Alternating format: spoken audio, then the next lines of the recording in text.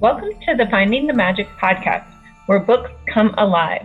I'm Tricia Copeland, a fiction author and host of this show. If you love books, finding great reads, and hearing about the story behind the story directly from the authors, this is the place for you. Whether you like fantasy, science fiction, dystopian, or romance titles, I think you'll find something to love in my playlist. Listen in to discover something magical about a book or two today.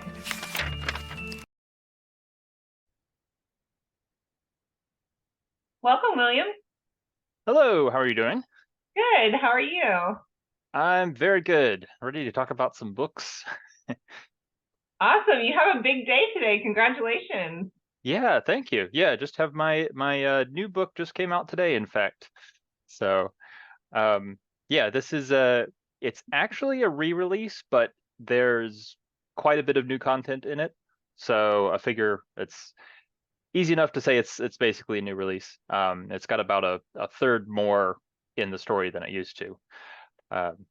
So it was originally published with a small press, and I finally got the rights back because it wasn't selling that well, and the original manuscript I had another viewpoint in it. So it's an epic fantasy, and you can see it here. It's a very pretty cover as well. The designer did an excellent job on this. Called Fruits of the Gods. It is an epic fantasy about seasonal fruit-based magic. So each season of the year, there's a different type of magic, and it's about two sisters who escape confinement and learn to use this magic, and then they plot to overthrow a corrupt government. So it drew me in right away. You're right. The cover is beautiful. I one-clicked on Amazon. I followed and liked you, and I'm going to start reading tonight. So I'm really excited. Tell me a little more about how you came up with this idea of the magic fruits or the fruit. Do the fruits confer the magic or the magic themselves?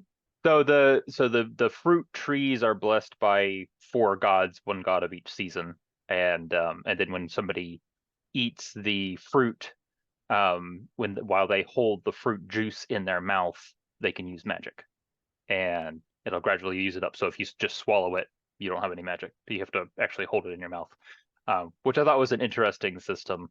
I'm a big fan of Brandon Sanderson.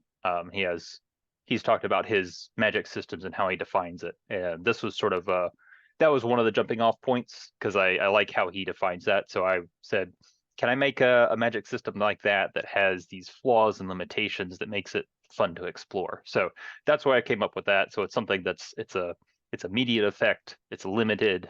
You have to do this, use the magic or you lose it. So that's why I came up with the idea, and then the world was from my love of gardening and fruit trees.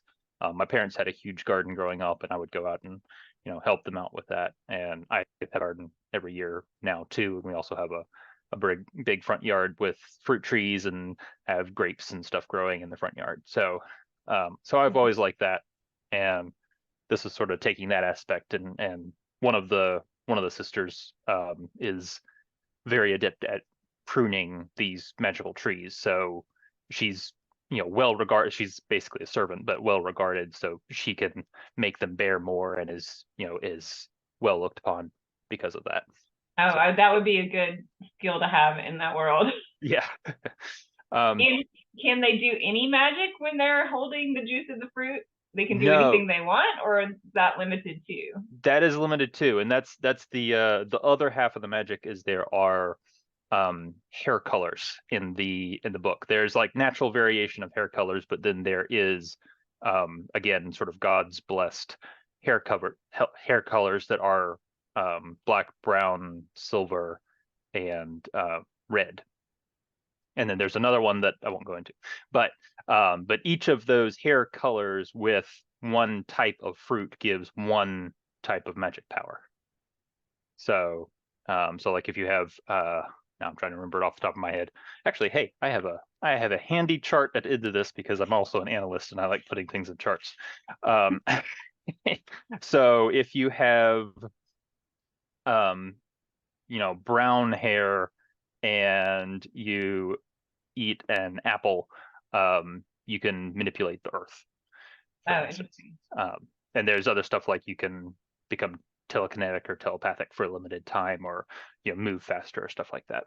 So, but it's each one little power, and you have to have the right fruit and the right hair color to do that. So you get a lot of combinations of what can I do with this, and what person is restricted from using different types of magic. Neat. So is this a one book series or a one book series? That's One awesome. series, yes. That's Yes, it so is. what I'm saying. A one book series, or it's a one book. Okay, so it's a standalone. You don't Yep. need to read anything else. Nothing else is coming. Yeah, so this is a standalone. I wrote it as a standalone, and as I said, I originally had that extra content in there, which is a third viewpoint. That's one of the other characters in the book. But I've added that back in, so it's about 130,000 words now. It's a nice Wow. chunky epic Yeah. fantasy. It was, the original version was about 100,000. But yeah, it's a standalone novel. You get all your mythology. It's sort of Babylonian mythology, where these gods are inspired from. And then the other part of the world building is uh, my mother's family is from Charleston, South Carolina, and we went down there one time to go to the Charleston Museum, which it's actually a really interesting museum and details a lot of the people in servitude around that area. And one of the really cool ideas I got from looking through this, the history and culture that goes along with all that, is people used to use name rails for gravestones. So they would take I think it was a footboard of the bed that the person died in, and plant it in the ground as the grave marker. So you literally you buried in the bed you died in, basically. So I took that because, sort of on the morbid side, what do trees need? Fertilizer, right? So then I have this magic people and magic trees, and what's the best thing to fertilize trees? Dead magic people, right? uh, so one of the customs is when somebody passes away to bury them under a tree, and you put a name rail that tells who it is and how they help this magic tree, fertilize for the next year.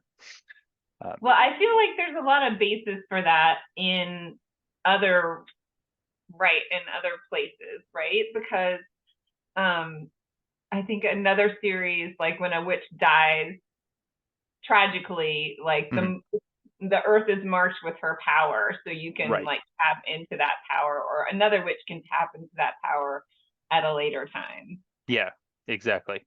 So, and it's sort of taking that same thing and moving it to a plant-based or earth-based aspect, that you want to have really rich, good soil for growing these trees in, and all your other plants as well, but especially the magical trees.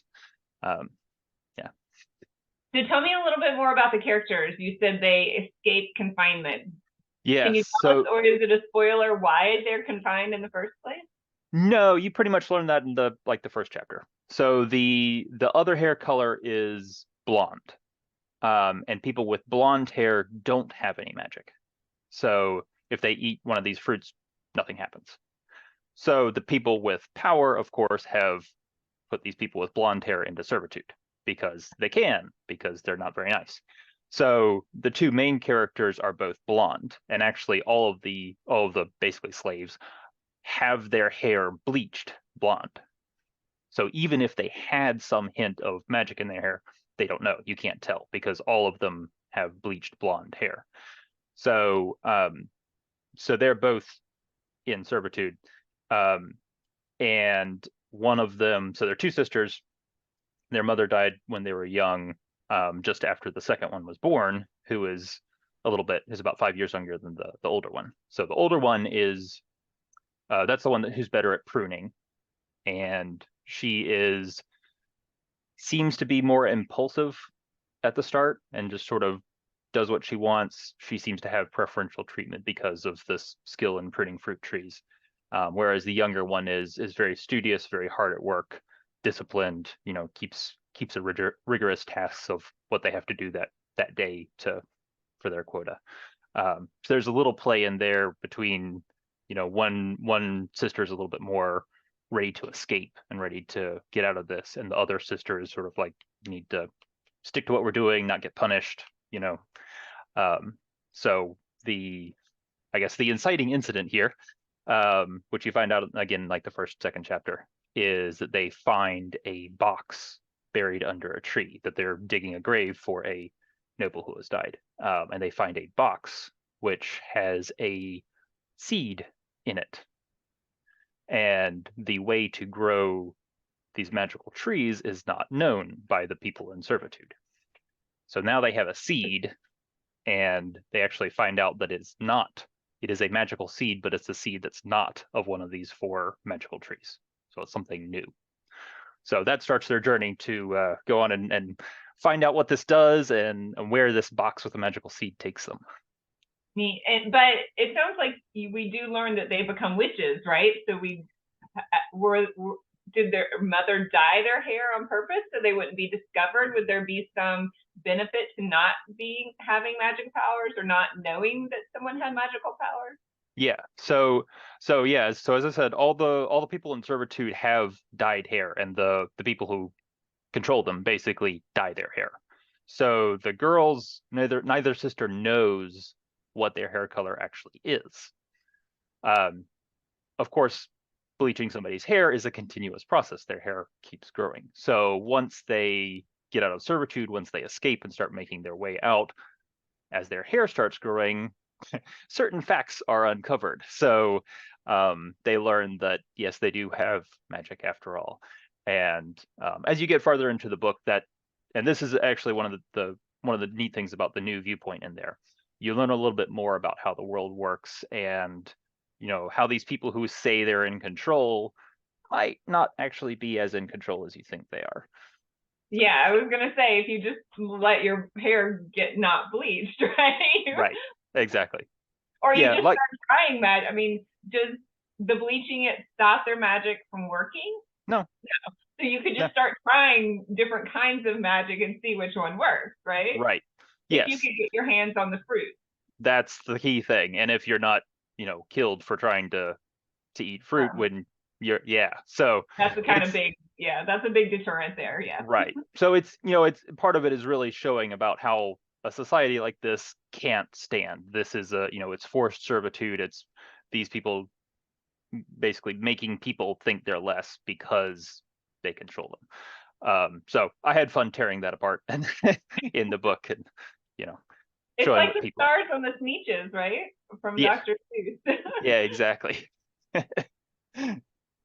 That sounds super fun. And like I said, I already bought mine. It's a super good price today, especially for that length of book. So hopefully we can put this stuff and get the word out, and you'll get some sales from that. Yeah, awesome. Thank you.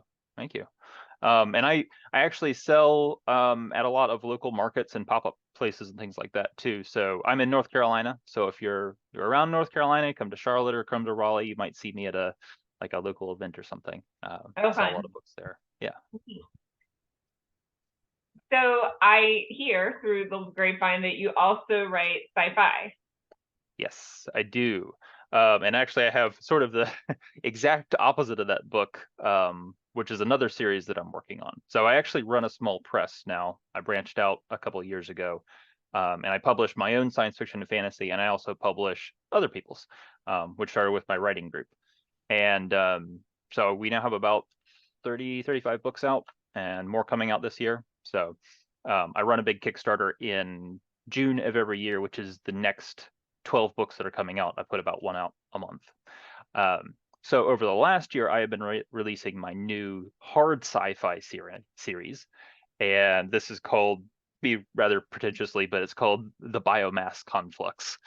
And I happen to have the first book of that here, which this is the same cover designer. I really love these guys. They do a great job. But this one is called Of Mycelium and Men. And it's about a generational fleet that lands on a new planet that is covered by sentient fungus. So they're trying to build a new colony on this planet.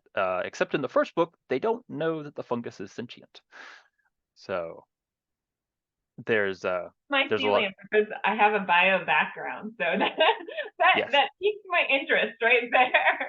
Yeah, and I actually have one of my authors is also a mycologist, Okay. and does a lot of tree science. So I got them to fact check some of the stuff in here.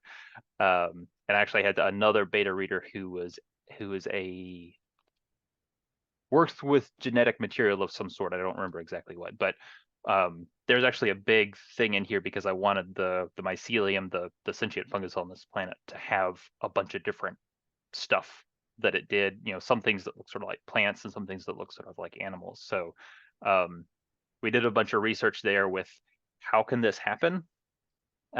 Because this is so not really a spoiler. It's not too far in the book, but um, the thing that covers the planet, the biomass, is one individual entity.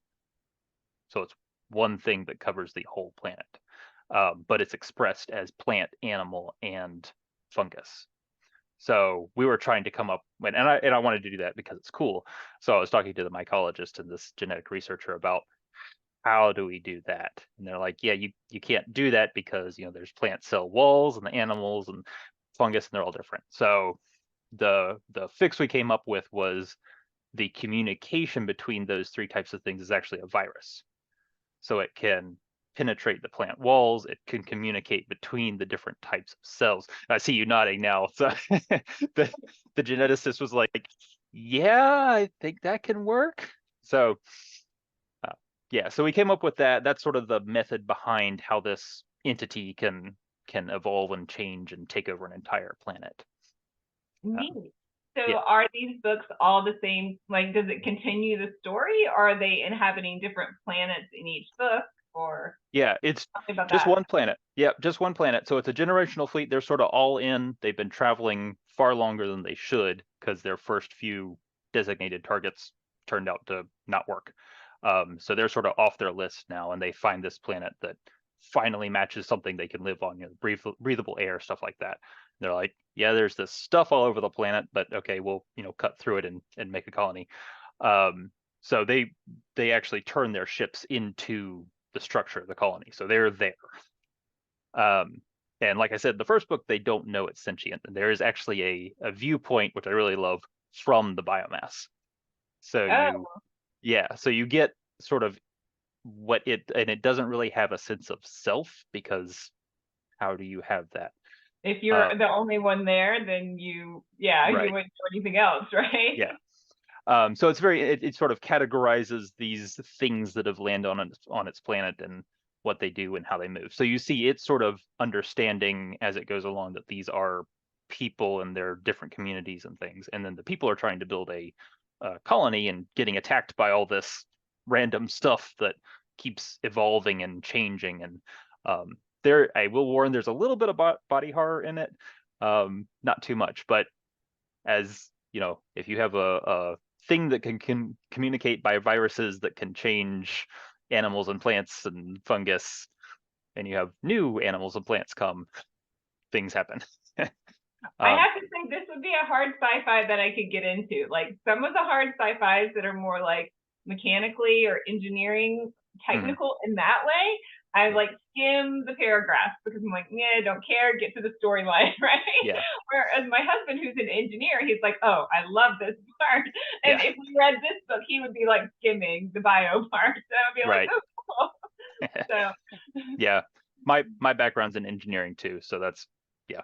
I got to make up cool stuff and like have a ship crash and do all sorts of fun stuff. But yeah, it's a fun process, and I just finished up the first draft of the third book that will be coming out early next year sometime, March or April. But yeah, the first book is of mycelium in men. The second book is To a Fungus Unknown, um, in which they start to communicate and figure out that this thing is sentient. And then the third book is The Spores of Wrath. ooh, these So are good titles. I'm liking the titles too. yeah, there's obviously some literary references there. And I've actually had this sort of bouncing around my brain for about 10 years. And the title just snapped to me. I'm like, yeah, it's of mycelium, and then you have to call it that. It's like, can I do? Yeah, yeah, I'll You do can that. do that. Yeah. So So yeah, then I got a list of like Steinbeck novels and picked my next two in the series and what they would be called. And talk to me about point of view, because you've been saying you have these multiple points of view. Is it first person and you're switching between them, or is it a third person, but then you're getting into the mind of those different third person, or is it more an omniscient type point of view? I write occasionally in first person. Most of my long stories I write in third person limited. So close in, so you don't know anything that the character doesn't know, basically. Right. Which that gives you a nice sort of sense of immediacy, especially if there's danger or something coming around. So both Fruits of the Gods and Mycelium and Men are both close third person. Fruits of the Gods only has has three viewpoints with the new stuff in it. Mycelium has I think 9 viewpoints. So it's very much in the old hard sci-fi vein where you get a bunch of different perspective and these people sort of checking in here and there. And it actually the first book takes place over 20 years. So you see them as the colony grows and evolves, the people grow and evolve, and the biomass grows and evolves. So it was very fun. I actually went into it with the thought of this is sort of old hard sci-fi, that it's very plot based and probably won't get a whole bunch of character stuff in there. But then as I got into it, there was a lot more of character interactions that came up. So there is actually a good bit of character development in there. And you get to see these people change and grow over the course of 20 years. So, yeah. So they're colonizing. Are they able to reproduce and produce a new generation? And are we going to see that new generation? Is that what comes next? Yes, actually, that's what I was sort of calculating. I think one of like the 9th point of view in the first book is actually one of the children, as a 5-6-year-old child. That then you see that person at about I want to say like late 30s, early 40s in the next book. So yes, you see them grow up, you see the next generation, you eventually see the grandchildren and great grandchildren of these people. And there's that's another conceit I put in here.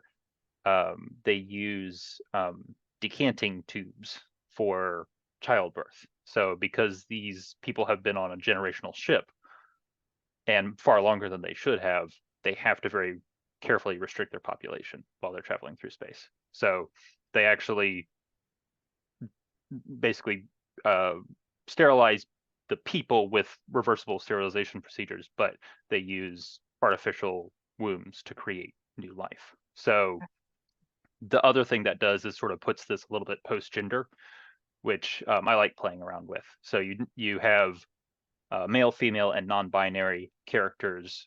There's male-female pairings, male-male pairings, female-female, and group pairings as well. But those people, when they're picking a child, can basically decide who's giving genetic information, what goes into it, and what their child is like. And it's partially as a safety measure, and partially as a population control measure. And then they continue doing that as they get onto the planet. But I'm seeing that could cause problems too, so maybe that's another plot line. Yeah, I actually had several people talk about that. Again, the geneticist was talking about that. It's like, yeah, you got to make sure that the artificial womb has the right environment and stuff like that. So I put a couple things in there about how they give it like this, antimicrobial bath and have a now I can't remember what I did, but anyway, basically give it some immune system as it's being born. Neat. Yeah. So the other question I had was about the time frame. So it's interesting. How long are the books if it spans 20 years? Yeah, this book, these are actually shorter than I thought they would be. This book is just under 100,000 words. The second book is about 90,000, and then the third book I just finished will probably end up about 100. That might end up to be the longest of the three. But yeah, it is. I have had a couple reviews that said that there's a lot happening in this book for such a short book, because it covers, as I said, 20 years. And part of it is just that you're dipping in and out of these people's lives as it goes through. So you may skip 5 years in somebody's life at some point. Right. But, well, yeah, it's so interesting because you can read a book that happens over the course of like a whole day, and that's 130,000 words, right? Yeah, and you could read exactly. a book that happens over 20 years, so 100,000 words too. So, yeah. I think there's all different ways to play with time. Yeah, and I tried to hit that balance between, I want the plot to progress, because they're building a colony, and they're building a colony under duress with, things happening and running out of resources and stuff. So it's going to take a long time. But I also wanted to get to the characters are the ones building this colony, and that's who it's for. And there's a little bit of one of the conflict I introduced was that the original generational ships each had one leader for the ship who's in cold storage the whole time, who actually saw Earth, versus the people on the ship have lived over 400 years. So they are the descendants of descendants of descendants of the original people. So when they get on the planet, they have the admins, the administrators, who are gene modded to live hundreds of years, who remember Earth, who haven't been around for the whole ride, now leading the colony again. And these are the leaders who are in charge.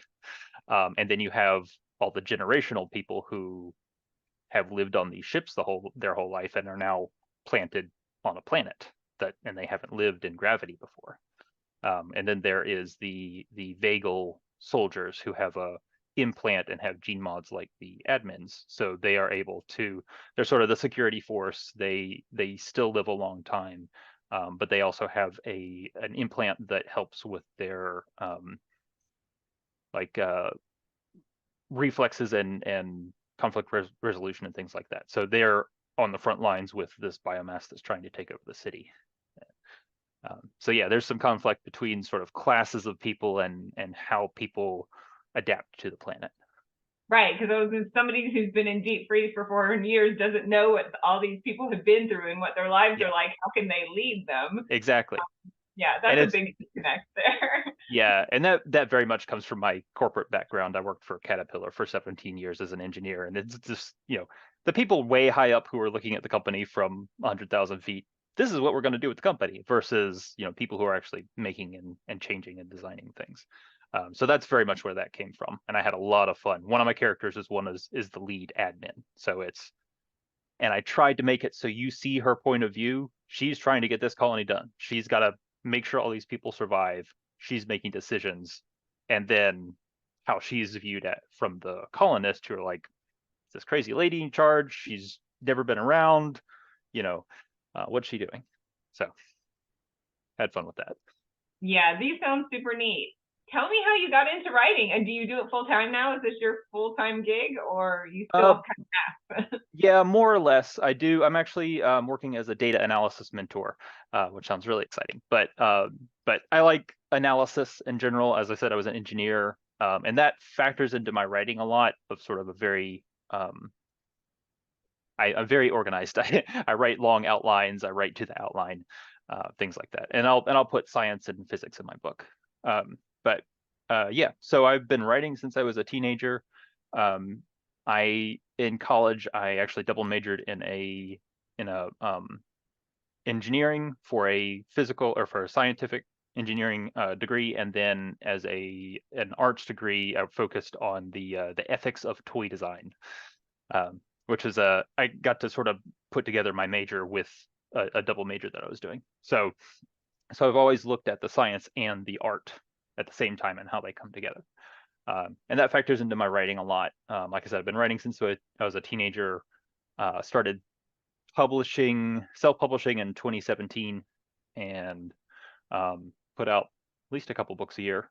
So, and then started my small press. So now I'm putting out lots of books a year and other books, and developmental editing other people's books that are coming in. So I get a lot of good experience with critiquing books and seeing how different people write plot lines and structures, and getting to critique that, and sort of, again, taking a sort of scientific viewpoint of how that works.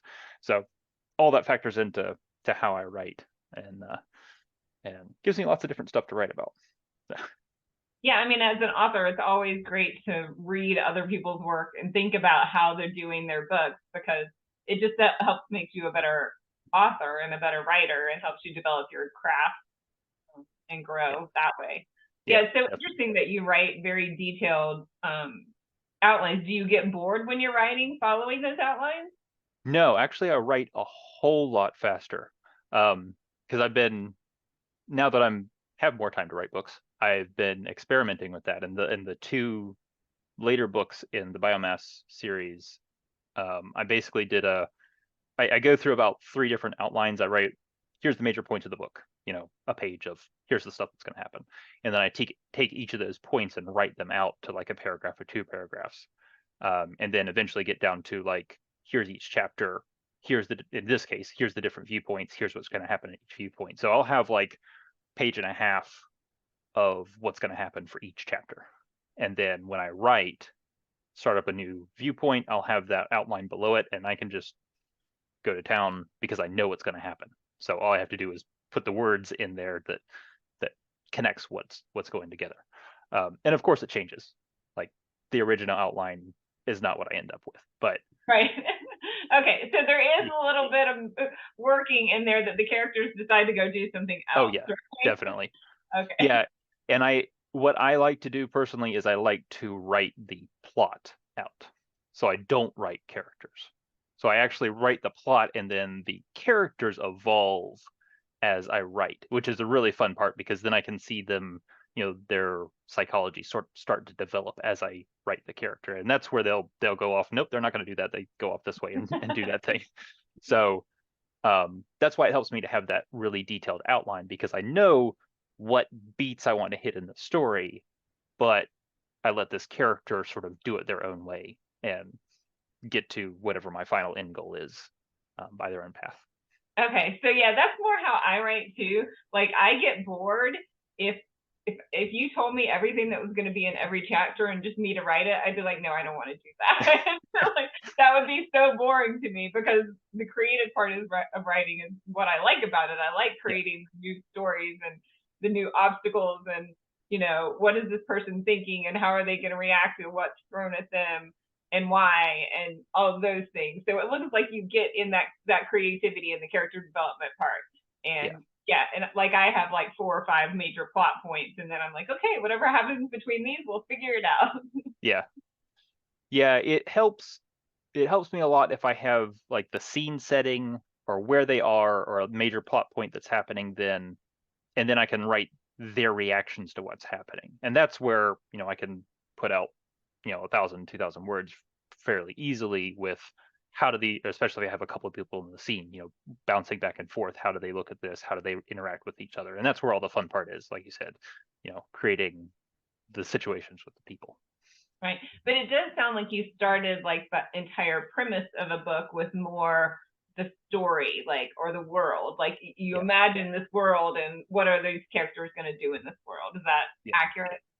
Yes. Usually I usually do that. I'm very plot based when I read a book. I want to see what happens, and I also will see the plot holes and think of what could happen. Please don't remember that. I know. it's a problem.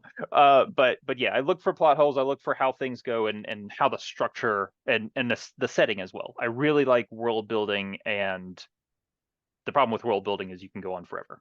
But to have a nice tight world that comes together as its own thing, like Fruits of the Gods was, the gods bless these trees, they moved away, and actually each chapter in the book has a little epigraph at the top that is the story of the gods creating the world. So you learn that world building as you read the story, and there's things that tie into each chapter. As you learn more in the chapters, you get the next piece of the story that they made the fruit trees. They're originally people that are supposed to be doing this. They didn't do what they were supposed to, and you have this society you have now. So that sort of set dressing and setting and world building, that's what I really start with. And then I get to write fun characters that inhabit that world and react to it. Neat. And I think you've talked a little bit about this, but my favorite question to ask authors is, what do you want readers to come away from reading your books? And maybe it's different for your fantasy versus your sci-fi, but is there like an overarching theme or experience that you want them to walk away with? Yeah, I think for me, it's really the sense of wonder. I really love that, and I grew up reading, Robert Jordan and David Eddings and Tolkien and all the old masters of sci-fi and fantasy, Asimov and Foundation series and all that stuff. And it's the strange new worlds. It's the, what does this magic do? How can we find out what is this next thing? So that's what I want people to come away with, is that was a really cool story and really cool characters, and they did this, and that whole thing is a really fun experience.